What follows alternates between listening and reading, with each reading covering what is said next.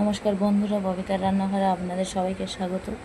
বন্ধুরা দেখুন, আজকের আমি কোনো রান্না নিয়ে আসিনি, শুধু একটা শর্ট ব্লগ বানাচ্ছি, শর্ট ভিডিও। তো আমার প্রচণ্ড খুব শরীর খারাপ, তো আমি দেখুন অল্প একটু ভাত নিয়েছি।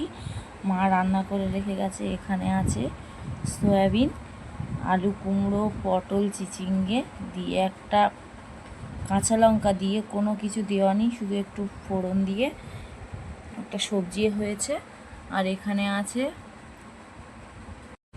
এটা আছে মৌটি মাছের ঝোল আছে, পেঁপে আলু দিয়ে মৌটি মাছের ঝোল।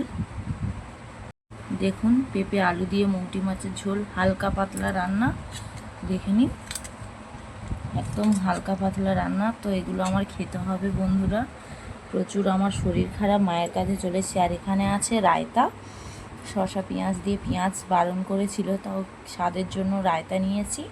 তো এটা আমার দুপুরের খাবার।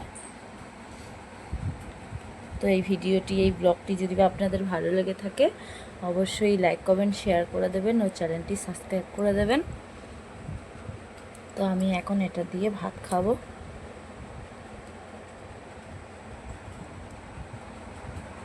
দেখুন কতটা সুন্দর হয়েছে।